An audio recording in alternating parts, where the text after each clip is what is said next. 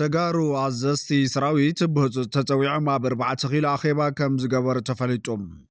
እቲ ኣኼባ ድሮንን መካናይዝድን ዝሓወሰ ሰራዊት ኢትዮጵያ ናብ ደቡብ ትግራይ ኣብ ዝተፀግዐሉ ቅፅበት ኮይኑ ነቶም ተጋሩ ጀነራላት ድማ ህፁፅ መምርሒ ተዋሂብዎም ኣሎም በኣንፈት ምዕራብ ትግራይ ድማ ንኩናት ተዳለወ ዝብል ትእዛዝ ዝሓዘለ ኣኼባ ተኻይደሎም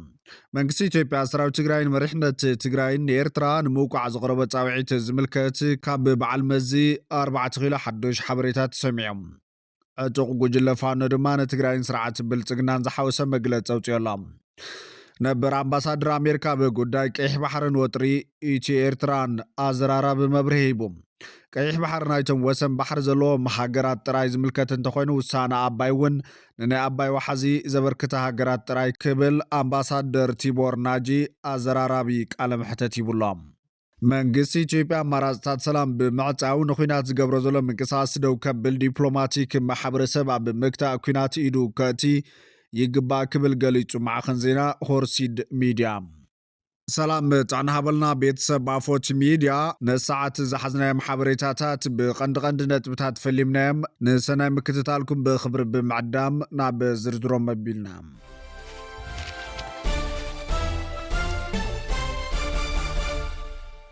መንግስቲ ኢትዮጵያ ኣማራፅታት ሰላም ብምዕፃው ንኩናት ዝገብሮ ዘሎ ምንቅስቃስ ደው ከብል ዲፕሎማቲክ ማሕበረሰብ ኣብ ምግታእ ኩናት ኢዱ ከእቲ ይግባእ ክብል ገሊጹ ማዕኸን ዜና ሆርሲድ ሚድያ ማዕኸን ዜና ሆርሲድ ኣብ ዘቕነ ብተቃወምቲ ውድባት ፖለቲካ ኢትዮጵያ መንግስቲ ኣብዪ ኣሕመድ ዝሃገር ሓድሽ ኩናት ንምልዓል ዝገብሮ ዘሎ ምንቅስቃስ ብምኹናን የብፅዎን ዘለዎ መግለፂ መበገሲ ብምግባር ኣብ ዝወዝዖ ፅሑፍ ዝውላዕ ኩናት ሓደገኛ ዞባዊ ጎንፂ ክፈጠር ዝኽእል ብምባል ኣጠንቂቖም ተንተንቲ ድሕንነትን ጉዳያት ፀጥታን ዓለም ኣብ ትግራይ ሓዊሱ ኣብ ሰሜናዊ ክፋል ኢትዮጵያ ብመንግስቲ ሃገር ዝጥጃእ ዘሎ ኩናት ንዘይርግኡን ተለዋዋጥን ፖለቲካዊ ኩነታት ቀርኒ ኣፍሪካ ናብ ካሊእ ምዕራፍ ጎንፂ ዘቱ ኣብ ሱዳን ኮነ ሶማልያ ዘሎ ዘይርግኦ ኩነታት እውን ከጋድድ ከም ዝኽእል ይገልጹ ምህላዎም ይጠቅስ ማዕኸን ዜና ሆርሲድ ተቃወምቲ ፖለቲካዊ ውድባት ኢትዮጵያ ይብል ማዕኸን ዜና ሆርሲድ ኣብዪ ኣሕመድ ኣብዛ ሃገር ይኽተሎ ዘሎ ፖሊሲ ኩናት ዘባርዕ መንገዲ ምዃኑ ተፈጻምነት ስምምዕ ሰላም ፕሪቶርያ ኣብ ሓደጋ ብምእታዊ ፖለቲካ ኢትዮጵያ ኣብ ወጥሪ ከኣቲ ገይርዎ ኣሎ ኢሎም ክብል ይገልጽ እቲ ማዕኸን ዜና ንትግራይ ካብ ፖለቲካዊ ምንቅስቃስ ማእኸላይ መንግስቲ ዘግለለ ካይዳ መንግስቲ ኣብዪ ኣሕመድ ንምርግጋጽ ቀንዲ ሰላም ኣዝዩ ዝጎድእ መንገዲ ብምዃኑ ኣብዛ ሃገር ዘሎ ፈላልያት ብሰላም ናይ ምፍታሕ ፃዕሪ እውን ብምግዳፍ ብጎነፅ ንምፍታሕ ዝግበር ከይዲ ንፃዕርታት ዝሓላለኸ ምዃኑ የመላኽት ኣብ ትግራይ ካብ መረቦቶም ዝተመዛበሉ ናብ መረቦቶም ዘይምምላስ ቅድሚ ኩናት ዝነበሩ ግዛታዊ ምሕደራታት ዘይምምላስ ከም ዘለዎ ይቕፅሉ ብምህላዎም እዞም ዘይተፈትሑ ኣካል እቲ ስምምዓት ዝኾኑ ጉዳያት መዕለቢ ክረኽቡ ከም ዝግባእ ንተቃወምቲ ውድባት ፖለቲካ ኢትዮጵያ ብምጥቃስ ይገልጽ እቲ ማዕኸን ዜና ምእንተዚ ይብል እቲ ማዕኸን ዜና ዲፕሎማቲክ ማሕበረሰብ ፖለቲካዊ ዘይምርድዳእት ናብ ኩናት እንተየምርሑ ብመንገዲ ዝርርብን ሰላማዊ ኣማራፅን ክፈትሑ ፃዕሮም ክሓይሉ ከም ዝግባእ ገሊጹ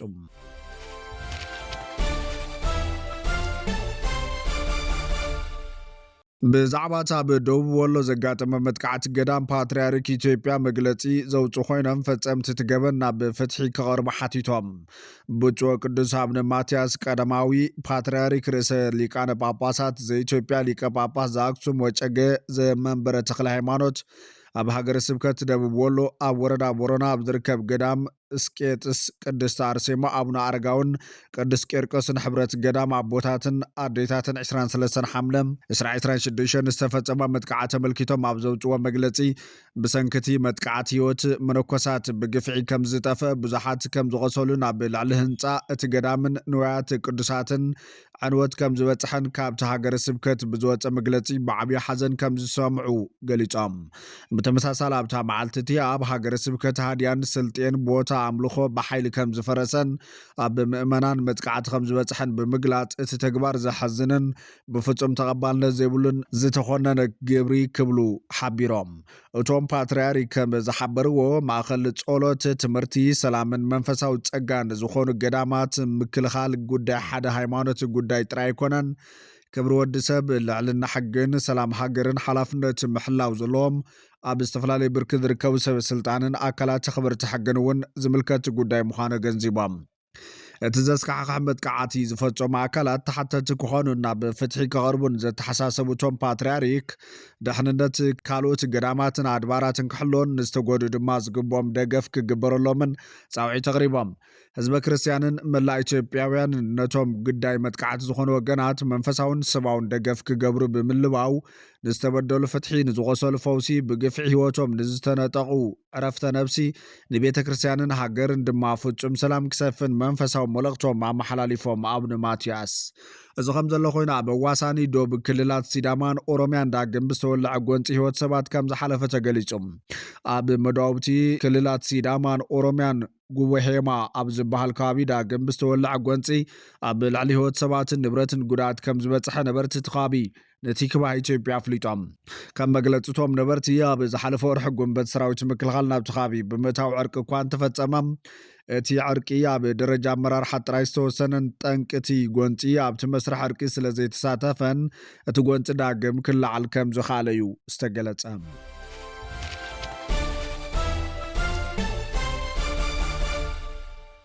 ዳኛ ካልጋሪ ኣብቲ ፖሊስ ኣብ ቀረባዋን ኣብ ከተማና ዘጋጠመ ዝዓበየ ንዓቢሉ ዝገለጾ ፍጻመ ብዝተኣሳሰር ኣብ ልዕሊ 4 ኤርትራውያን ናይ ጥፋተኝነት ውሳነ ከም ዘመሓላለፈ ኣፍሊጡ ብክልተ መስከረም 2023 ብሰንካ ኣብ ዓዶም ዘሎ ፖለቲካውን ወተሃደራውን ኩነታት ጻራሪ ኣረኣያ ከም ዝነበሮም ዝተገለጹ ክልተ ጉጅለ ማሕበረሰብ ኤርትራውያን ስደተኛታት ፋልኮን ሪጅ ፕላዛ ብዝተባሃለ ከባቢ ናብ ሕድሕዳዊ ጎንፂ ምእታዎም ይዝከር እዩ ነቲ ጉዳይ ዝምልከት ዳኛ ሎርድ ሮበርትሰን እቲ ንዓብዪ ዝተመልኦ ፍጻመ ብዝምልከት ዳርጋ ድሕሪ 3 ዓመት እቲ ፍጻመ ብሓቂ ንዓብዪ ኢልካ ክትድምድም ኣጸጋሚ ከም ዘይኮነ ነቶም 4 ተኸሰስቲ እውን ኣብቲ ንዓብዪ ከም ዝተሳተፉን ኣረጋጊጹ ከም ጸብጻብ ሲቢሲ እቲ ዳኛ እቶም 4 ስደተኛታት ኤርትራውያን ኣብ ንዓብዪ ብምስታፍ ብረተንከፍ ብምዕጣቕን መጥቃዕቲ ብምፍጻምን ገበነኛታት ምዃኖም ወሲኖም ዳኛ ሮበርትሰን ኣብቲ ንምንባቡ ልዕሊ 2 ሰዓታት ዝወሰደሉ ውሳነ ቀዳማይ ነገር እቲ ብ2 መስከረም 2023 ዘጋጠመ ተጓንፎ ኣዝዩ ዘሰክፍን ዓመፅ ዝተመልኦን እዩ ነይሩ ኢሎም ወሲኹ ድማ ኣብቲ ፍጻመ ዘጋጠመ ህውከትን ዕግርግርን ኣብ ናይ ቀረባ ታሪክ ህዝባዊ ምትእኽኻባት ካልጋሪ ቅድሚ ሕዚ ተራእዩ ይፈልጥን ክብል ነቲ ኩነታት ዘኻኺሮም ዳኛ ሮበርትሰን ኣማኑኤል ክፍለዝጊ ስዩም ያሚን ዕቑባ ሃንስ ገብረ ኪዳን ሃይለማርያምን ሙሲ እስጢፋኖስን ኣብ ተጻራሪ ጉጅለቲ ግጭትን ዝነበረት ሓንቲ ጓል ኣነስተይቲ ብበትርን ሻምቦቆ ከም ዝወቕዕዋ ገሊጹ ካብ መንጎቶም ተሳተፍቲ ሓደ ዝኾነ ዕቑባ ሃንስ ብኻሊእ ክሳዕ ግርግር ገበነኛ ከም ዘይኮነ ኣረጋጊጹ እቲ ዳኛ ፖሊስ ካብቲ ጎንፂ ብኸመይ ንርእሶም ከም ዝከላኸሉ ከይተረፈ ጸጋሚ ኮይኑ ከም ዝተሰማዕ እውን ገሊጹ ብመሰረት ጸብጻባት ፖሊስ ቤት ፍርዲ ኣብቲ ናይ መጀመርታ ናይ 10 ደቂቕ ግጭት 97 በትርን ሻምቦቆታትን ን118 እማን ካልእ ዝውርወሩ ነገራትን ከምውን 18 ጥራሙዝ ከም ዝተደርበዩ ተረድዩ ብመሰረት እቲ ጸብጻብ ፖሊስ ኣብቲ መዓልቲ ድሕሪ ቀትሪ ዘጋጠመ ተጓንፎ ነቶም ኣብ ሰሜናዊ ምብራቕ ዝፋለሙ ዝነበሩ ጉጅለታት ንምፍላያስታት 200 ኣባላት ቦምባታት ዘንብዕ ጋዝነስታት 200 ዝተጠቓለለ ሕሩጭ በርበረ ከም ዝተጠቐመ ገሊጹ ኣብታ መዓልትቶም ኣብ ክልተ ወገን ዝተወደቡ ማሕበረሰብ ኤርትራ 1-2 ኪሎ ሜትር ርሒቆም ዝተፈላለየ ፍጻመታት ከካይዱ ወዲቦም ስለ ዝነበሩ እቲ ርክብ ናብ ግጭት ከምርሕ ከም ዝኽእል ገሚቶም ምንባሮም ይገልጽ ፖሊስ ከም ዝበሎ ብሰንክቲ ኣብቲ ሃገር ዘሎ ምልካዊ መንግስቲ ብዝነበረ ምክፍፋል ኣብ ከተማታት ቶሮንቶን ኤድመንተንን ተመሳሳሊ ፍጻመታት ተጋጢሙ ብምንባር እዩ ነቲ ኩነታት ቀዲሙ ኣሚቱ ነዚ ምድለዋት ገይሩ ፖሊስ ብዛዕባ ብዝሒ ናይቶም ኣብቲ ግጭት ዝተሳተፉ ሰባት ካብ 150 ክሳብ 300 ከም ዝበፅሕ ይግምት ኣብ እዋን እቲ ዕግርግር ፖሊስ ኣብ ልዕሊ ኣባላቶም መጥቃዕቲ ከይበፅሕ ሰጊኦም ከም ዝነበሩ መኻይንን መሳኹቲ ንግዳዊ ንጥፈታትን ከም ዝዓነዋን 12 ሰባት ድማ ናብ ሆስፒታል ከም ዝተወሰዱን ፖሊስ ካልጋሪ ሓቢሮም ድሕርቲ ግጭት ኣብ ዝነበሩ መዓልታት ፖሊስ ካልጋሪ ነቲ ፍጻመ ንኽምርምር ሓይሊ ዕማም መጣይሽ እዩ ኣብ መጀመርታ ብድምር ኣብ ልዕሊ 28 ሰባት 63 ክስታት ተቕሪቡ 23 ሰባት ካብ ሓደ ጉጅለ 8 ድማ ካብ ተኻሊ ጉጅለ እዮም ነይሮም እንተኾነ ኣብ ልዕሊ እቲ ዳሕረዋይ ጉጅለ ወይ ድማ ደገፍቲ ዝቐረበ ክስታት ኣብ 2024 ተሰሪዙ እዩ ካብ ሽዑ ትሒዙ ፖሊስ ዝኾነ ተወሳኺ ዕግርግር ይኹን ስጉምታት ሕነ ምፍዳይ ንምክልኻል ምስ ክልቲኦም ወገናት ከም ዝሰራሐን ነቶም ኣብዚ ጉዳይ ዝተሳተፉ ንምልላይ ድማ መርማሪ ሓይሊ ዕማም ከም ዘቆመን ይገልጽ። 5/21 መስከረም 2023 ኣብ ሰዓታት ቅድሚ ቀትሪ ብኣቆጻጽራ ሃገር ዝወፀ መግለጺ ፖሊስ ከም ዘመላኽቶ ኣብ ጉዳይቲ ዝተፈጸመ ዕግርግር ዝግበር ምርመራ ገና ይቕጽል ከም ዘሎን መርመርቲ ኣብቲ ባእሲ ከም ዝተሳተፉ ዝእመነሎም 16 ሰባት ንምልላይ ኣብ ዘካየድዎ ዘለው ጻዕሪ ኣሳእሎም ብምዝርጋሕ ካብ ህዝቢ ሓገዝ ሓቲቶም እዮም። ብተመሳሳሊ ኩነታት ኣብቲ ዓመት ብ5 ነሓሰ እውን ኣብ ከተማ ቶሮንቶ ካናዳ ዝካየድ ኣብ ዝነበረ ፌስቲቫል ኤርትራውያን ዕግርግር ከም ዝተፈጠረን ብምሕዳር ከተማ ንፍቓድ እቲ ፌስቲቫል ከም ዝሰረዞን ይዝከር እዩ።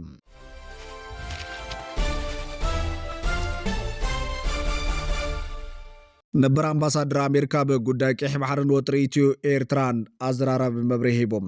ቀይሕ ባሕር ናይቶም ወሰን ባሕሪ ዘለዎን ሃገራት ጥራይ ዝምልከት እንተኮይኑ ውሳነ ኣባይ እውን ንናይ ኣባይ ወሓዚ ዘበርክተ ሃገራት ጥራይ ክሕደግ ኣለዎ ክብል ኣምባሳደር ቲቦር ናጅ ተዛሪቦም። ነበር ኣምባሳደር ኣሜሪካ ብኢትዮጵያን ረዳት ሚኒስትር ጉዳያት ወፃኢ ኣሜሪካ ብጉዳያት ኣፍሪካን ዝነበረ ዲፕሎማት ቲቦር ናጂ ኣብ ጠቓማ ቀይሕ ባሕርን ሩባ ኣባይ ወይ ድማ ናይል ኣብ ዝንፀባረቑ ቅዋማት ዘሎ ናይ ኣእምራዊ ምክንያት ወይ ድማ ሎጂክ ግጭት ዘርኢ ርእይቶ ሂቦሎ። ኣምባሳደር ቲቦር ናጂ ኣብ ዘመሓላለፎ መልእኽቲ ናይ ቀይሕ ባሕሪ ጉዳይ ዘለዎን ህግራውን ዞባውን ጽልዋ ኣብ ግምት ከየተኻ ወሰን ቀይሕ ባሕሪ ዘለዎን ሃገራት ጥራየን ክእዝዛሉን ክውስናሉን ዘለዎን ዝብል ቅዋም እንተተታሒዙ ነዚ ተመሳሳሊ ምክንያት ኣብ ሩባ ኣባይ ወይ ድማ ናይል ምጥቃም ግቡእ ምዃኑ ኣመላኺቱ ከም ግብፅን ኤርትራን ወሰን ቀይሕ ባሕሪ ዘለዎን ሃገራት ጥራይ ብዛዕባ ቀይሕ ባሕሪ ዝምልከተን እንተኮይኑ ብተመሳሳሊ መንገዲ ንሩባ ኣባይ ወይ ድማ ዓብይ ግድብ ህዳሴ ማይ ዘበርከተ ሃገራት ጥራይ ኣብቲ ጠቓቕማ ሩባ ናይል ናይ ምውሳን መሰል ክህልወን ኣለዎ ማለት ኢሉ ኣምባሳደር ቲቦር ናጂ እቲ ኺላ ዲፕሎማሲ ነዚ ዝበለ ኣብ ጂኦፖለቲካዊ ምንቅስቓሳት ቀይሕ ባሕርን ኣጠቓቕማ ሩባ ናይልን ብፍላይ ኣብ መንጎ ግብፅን ሃገራት ዞባን ኣብ ዝንፀባረቑ ቅዋማት ዘሎ ሚዛናውነት ንምሕታት ምዃኑ ተሓቢሩ ኣሎ። ኣብቲ ዞባ ዝረኣዩ ጂኦፖለቲካዊ ውጥረታትን ኣብ ኣጠቓቕማ ሃፍቲ ማይ ዝግበሩ ክርክራትን ኣብ ፍትሓውነትን ተመሳሳሊ መበገሲ መትከልን ዝተመስረቱ ክኾኑ ከም ዝግብኦም ናይቲ ኣምባሳደር ርእይቶ ዘመላኽት እዩ።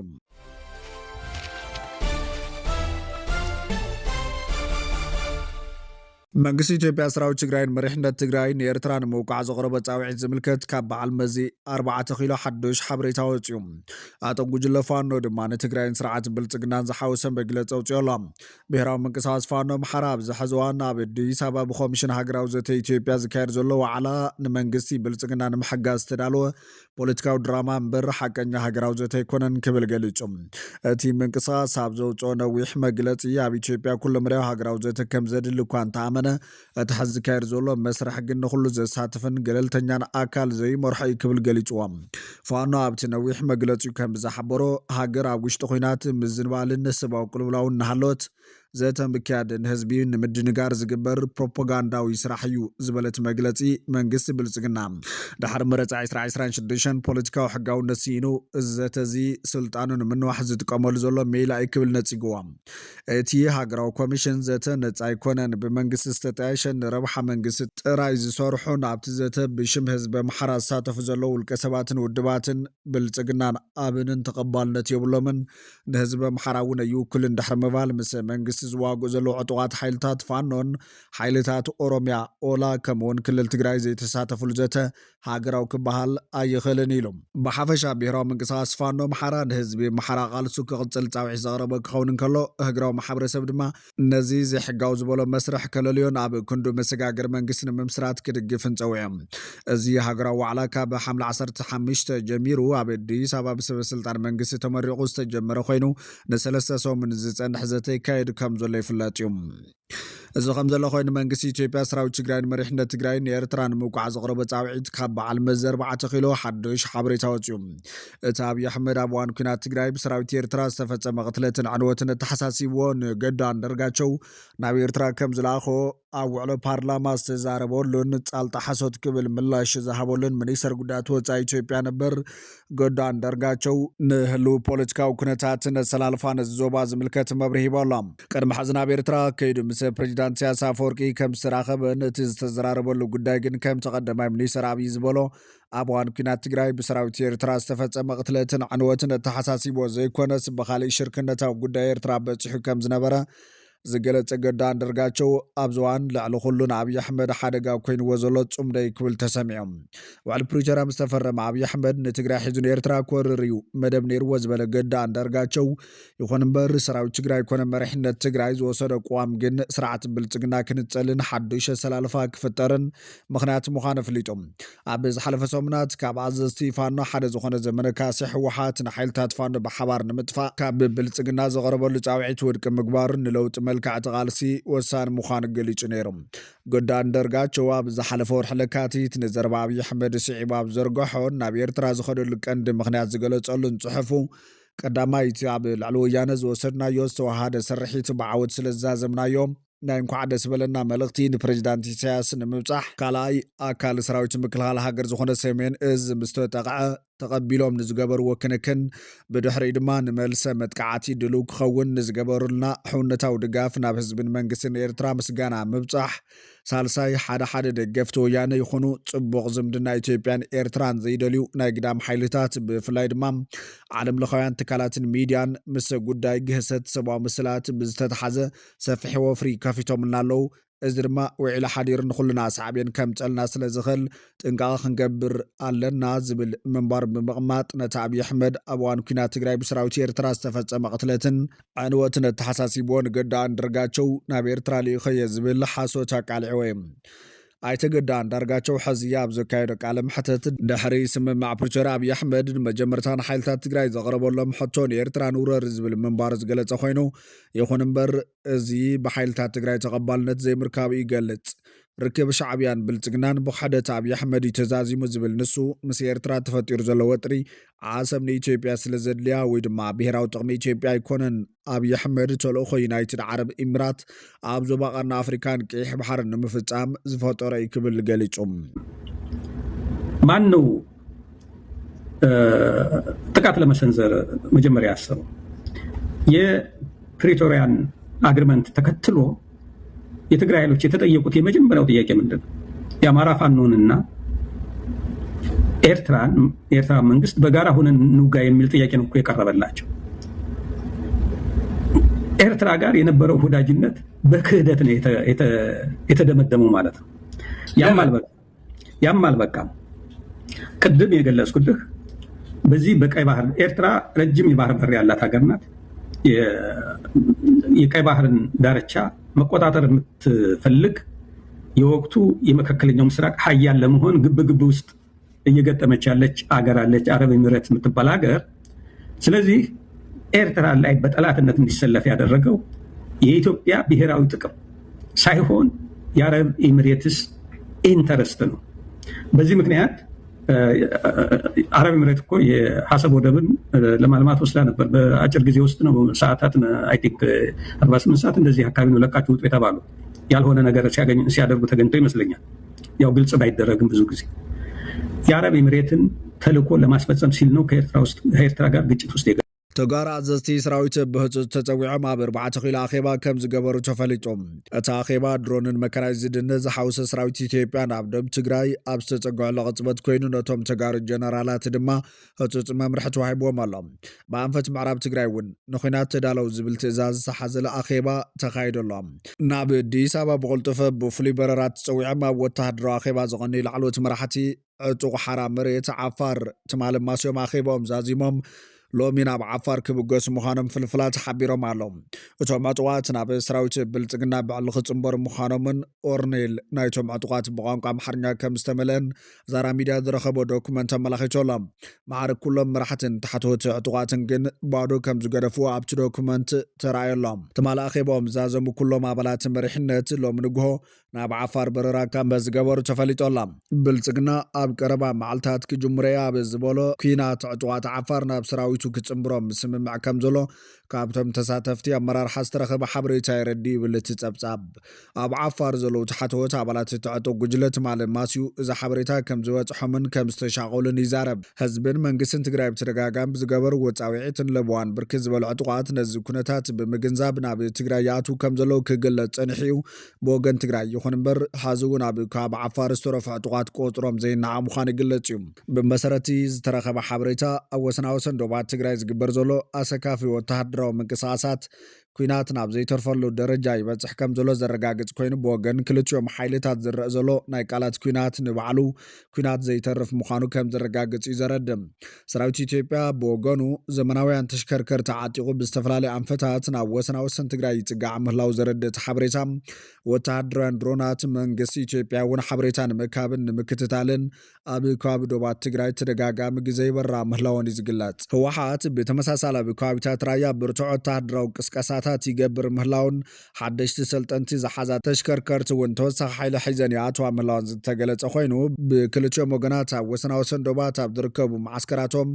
ዝረአ ዘሎ ወተሃደራዊ ምንቅስቓሳትን ላዕለዋይ ወተሃደራዊ ምድለዋትን ትግራይ ዳግማይ ናብ ካሊእ ዙር ኩናት ተኣቱ ምህላዋ ዘርኢ ምዃኑ እዩ እቲ ሓበሬታ ወሲኹ ዝገልጽ። ብኣንፈት ምዕራብ ትግራይ ድማ ንኩናት ተዳለው ዝብል ትእዛዝ ዝሓዘ ኣኼባ ተኻይደሎ። ጉጅለ ኣስመላሽ ኮሚቴ ኣብ ዞባ ምዕራብ ትግራይ ፍሉይ ምንቅስቓስ ይገብር ከም ዘሎ ምንጭታት ኣፎት ሚድያ ሓቢሮም። እዚ ካብ ኩለን ወረዳታት ዝተውፃፀ ፖሊስ የተከዘ ዘብን ሰላም አስከባሪ ምስ ሰራዊት ብልጽግና ጥምረት ንምፍጣር ናይ 9 መዓልቲ ስልጠና ይወሃብ ከም ዘሎ ተገሊጹ ዘሎ። እዛ ብባዕኽሪ ዝወሃብ ዘሎ ስልጠና ሕብራዊ ሓይሊ ክነሃንጽ ኢና ንዘይተርፍ ውግእ ተዳለው እናበሉ ጽዑቕ ዝኾነ ወተሃደራውን ፖለቲካውን ስልጠና ይወሃብ ከም ዘሎ እሙናት ምንጭታት ካብቲ ከባቢ ገሊጾም። በዝሒ ኣብ እቲ ስልጠና ዝተሳተፉ ዕጡቓት ከባቢ 2570 ከም ዝኾነ ወሲኾም ሓቢሮም። ብወገንቶም ሰልጠንቲ ነቲ መደብ እውን ከም ዘይተቐበልዎ ዝግለጽ ዘሎ ኮይኑ መማረፅታት ይእልሹ ከም ዘለዉ እዩ ተሓቢሩ ዘሎ።